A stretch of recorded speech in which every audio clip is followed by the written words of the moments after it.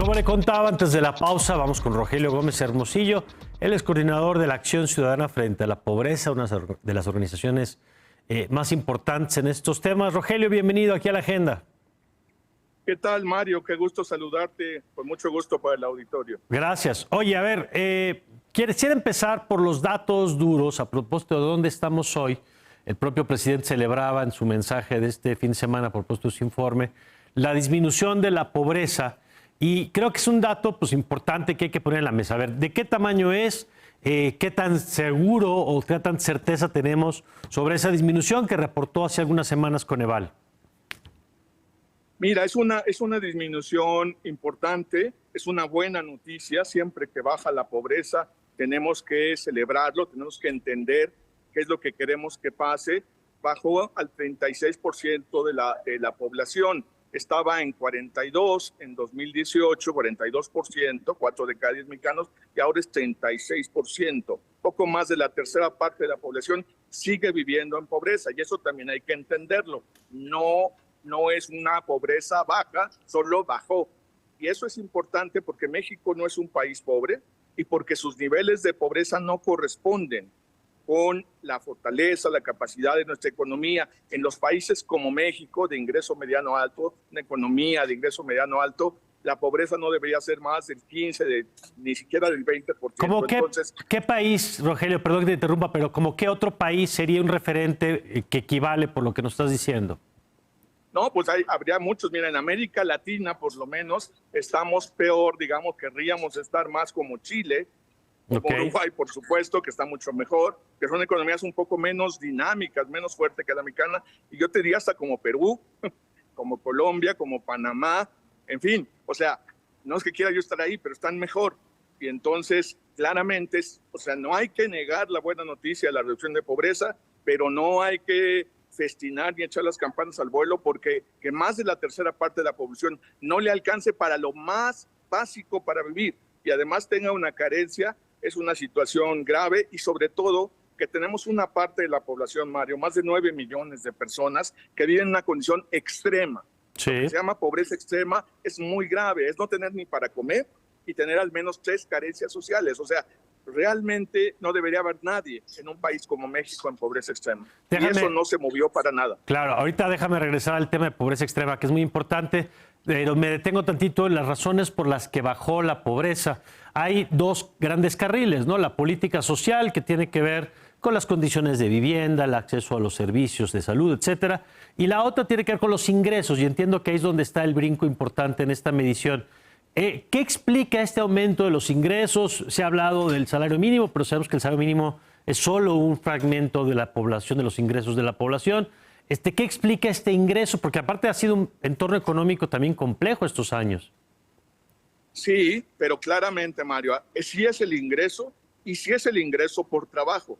Mira, el salario mínimo pues es una política, es un decreto, ¿no?, de lo mínimo que se debe pagar. El hecho de que se haya empezado a recuperar el valor del salario mínimo es una buena política, es una buena práctica, pero evidentemente lo que produce el aumento de ingresos es que la gente está trabajando más gente está trabajando y está ganando un poquito mejor. Y hay que subrayar mucho que es un poquito mejor, porque estamos en la paradoja de que se redujo la pobreza porque mejoró el ingreso del trabajo, pero el ingreso del trabajo sigue siendo muy bajo y hay millones de personas que trabajan y no superan el umbral de pobreza. De hecho, eso explica por qué estamos con estos niveles de pobreza que no corresponden. Este 36%, que puede ser buena noticia, que ya no es 42%, sigue siendo mucho porque mucha gente trabaja y no saca para salir de la pobreza. A ver, ese es el problema. Y quisiera ir hacia allá ahora, Rogelio, porque ustedes desde la Acción Ciudadana, además de hacer el análisis de todos los datos de lo que presentó Coneval, propone una agenda como de los temas que ahora están pendientes. Qué bueno que bajó, qué bueno que está subiendo el ingreso, pero ¿qué sigue o qué tendría que seguir desde una agenda de combate a la pobreza, Rogelio? Mira, justo, primero entender que no estamos bien, es decir, que qué bueno que bajó, pero que no hemos hecho los cambios estructurales. Básicamente sigue que quien trabaje no sea pobre, se dice rápido, pues, pero tiene que ver con cambiar de política laboral, una política que tiene que ser de diálogo, porque en la política laboral no se puede imponer, los decretos no funcionan, de hecho pueden descomponerlo todo, hay que negociar, hay que acordar con el sector productivo, y la idea es que se mejoren las remuneraciones mejorando la productividad. Ajá. Y básicamente es una nueva política laboral que vincule productividad y remuneración. Entonces ganamos todo, gana la economía, ganan las empresas y por supuesto ganan mucho más quienes trabajan.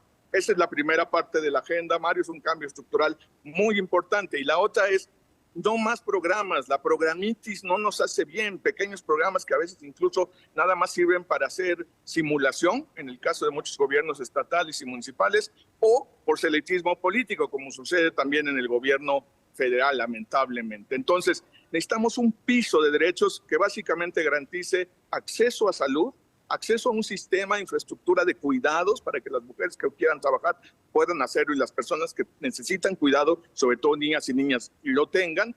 Y sí, transferencias monetarias para quienes no tengan cómo ganarse la vida por una discapacidad, por una incapacidad fuerte o por un momento muy difícil. Pero eso es un piso de derechos. Es como el IMSS, digamos, pero no dependiendo de si trabajas o no, sino como política social garantizada para todas las personas. ¿Qué tanto de la agenda que nos acabas de contar dependería de presupuesto y qué tanto de diseño institucional, de leyes que se aprueben? Porque son dos elementos con los que el Estado puede responder, ¿no? Con el marco legal y con los recursos que se asignan para estos temas. Clarísimo, Mario, qué bueno hablar contigo. El primero, el tema de un nuevo sistema laboral que vincule productividad y remuneraciones, es básicamente una acción política de concertación y de apostarle a crear empleos de calidad, no cualquier trabajo, sino trabajos que garanticen que la gente que trabaja no viva en pobreza. Y eso obviamente requiere fomentar la inversión, el crecimiento, pero con una lógica inclusiva. Eso no tiene efecto, no tiene costo presupuestal básicamente, salvo quizá algunos incentivos, pero nada nuevo. Lo otro, un sistema de protección social, un piso garantizado de derechos, sí depende de recursos, depende de dejar de gastar en programas aislados y de programas solo de transferencias y colocar todo el dinero en garantizar que la gente tenga servicios. Querías un ejemplo, Mario. Necesitamos un sistema de salud, pues ojalá el de Dinamarca, pero si no, por lo menos el de Costa Rica, ¿no? Claro. O sea, necesitamos algo que sí sea, porque estamos muy mal, fue la carencia que más aumentó y no solo es como lo mide Coneval, todos los datos de salud muestran que hay una debacle, que hay un desplome en la atención, que estamos peor que antes, no es que estuviéramos bien, subrayo mucho, no hemos estado bien, pero ahora estamos peor en el tema del sistema de salud y ahí sí se requiere invertir presupuesto. El presupuesto para la salud no ha crecido un peso en términos reales durante todos estos años, incluso en los peores momentos de la pandemia. Eso es gravísimo. Claro. Bueno, pues yo te agradezco, Rogelio. Si alguien quiere tener más datos de estas políticas, de estas propuestas, ¿dónde puede consultarlas? Sí, en nuestra página, frente a la pobreza.mx o en cualquiera de nuestras redes, ahí va a haber este documento que le llamamos México sin pobreza y con derechos, donde están la agenda de la que hemos platicado, que también incluye otras 5 acciones estratégicas prioritarias y 5 de emergencia, que otro día podemos platicar. Gracias, frente a la pobreza.mx. Gracias, Rogelio. Muy buen día. Buen día, Rogelio Gómez Hermosillo. Y ahí está, mire, porque tendremos que ser capaces, creo que desde los medios y desde la conversación pública, de tener un ojo puesto en los temas político-electorales que nos interesan, que son interesantes, son relevantes también, pero no podemos, de aquí a junio de la elección del próximo año, pues dejar de hablar de los temas que vivimos de manera cotidiana, los temas de pobreza, los temas de seguridad pública, los temas de salud, entre otros, por supuesto, que seguirán siendo parte de la agenda